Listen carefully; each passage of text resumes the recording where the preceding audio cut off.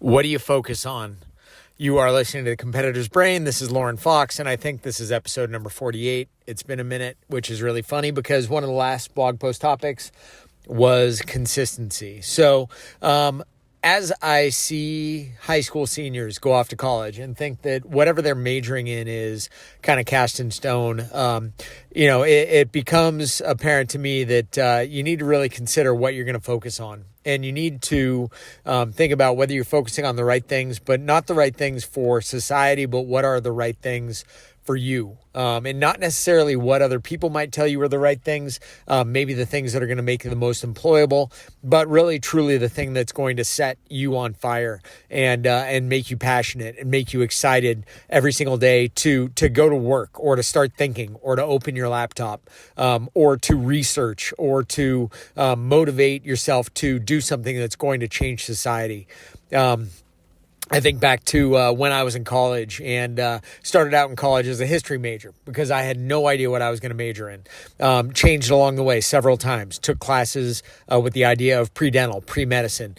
Took classes with the idea that I was going to do some kind of environmental engineering. Finally settled on, after you go through all those things that are all pretty cool in their own way, finally settled on accounting. And no disrespect to anybody who has made their living doing that. Accounting is a noble profession. It's a great way to make a living. However, we all have things that we uniquely are good at. And whatever somebody tells you that you necessarily should do, that might not be what is the right thing for you. Only you are going to know what is going to be good for you. And yes, you might want to solicit the opinions of others, but ultimately you know when you walk into something, whether it excites you. You know when you walk in to an accounting class, is this my thing? Looking at myself now and looking at the version of myself 30 years ago and saying, I am not necessarily the best at remembering rules and applying rules and following rules, obviously.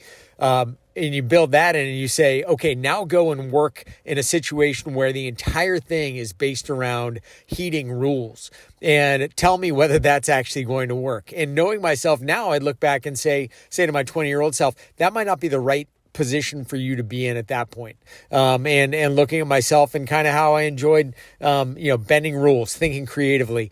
I guess some might say that might have made me a better accountant, but it's this fine line for me of following the rules and an obligation of the rules versus trying to find a way to sort of color outside the lines. So what I would say to anybody who is considering going into college, considering what you're going to major in, considering where you're going to work, do what's going to be right for you. Do what's going to be right to get your brain going in the direction that it needs to go. This isn't one of those crazy follow your passion and everything's going to work out. You're still going to have to work hard. But what I am saying is that it's way easier to work hard and be passionate about something if you are sure that it fits into what your line of thinking is, if you are sure that it fits into your style of thinking, and you are sure that it is going to be a puzzle that you are going to be wanting to solve every day until you have shut it down and moved on to whatever your next phase of life or retirement might be.